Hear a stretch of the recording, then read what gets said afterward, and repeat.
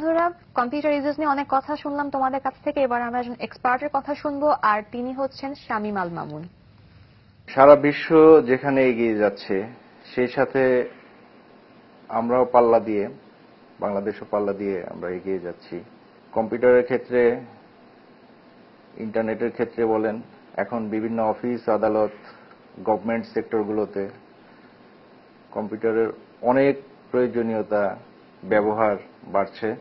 আপনি দেখবেন যে ব্যাংক সেক্টরগুলোতে, বাংলাদেশের এখন সব ব্যাংকিং সেক্টরগুলো অনলাইন হয়ে গেছে। গভর্নমেন্টের অনেক সেক্টরই এখন কম্পিউটার আওতায় চলে এসছে।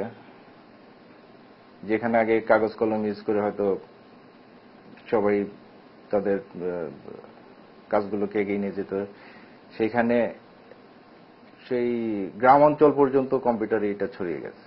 কম্পিউটারের আসলে শুরুর দিকটা যদি আমি চিন্তা করি, আমরা যদি ভাবি, আসলে আজ থেকে 20 বছর আগে আমি আমার নিজের কথাই যদি ধরি, তাহলে তখন আসলে কম্পিউটার কি কি জিনিস আমি নিজেও বুঝতাম না।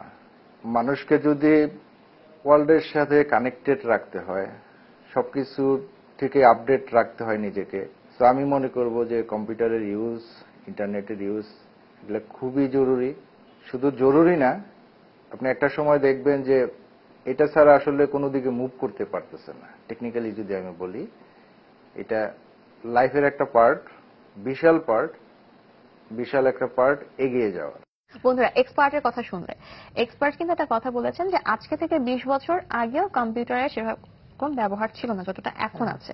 আমরা যখন ছোট ছিলাম, তুমি হয়তো ক্লাস 2 তে কম্পিউটার পেয়েছো, আমরা যখন ছোট ছিলাম আমরা কিন্তু সবাই কিন্তু কম্পিউটার ইউজ করিনি। আর এখনকার ছেলেমেয়েরা কিন্তু ওই বয়সে আমরা যা জানতাম তার থেকে অনেক বেশি জানে।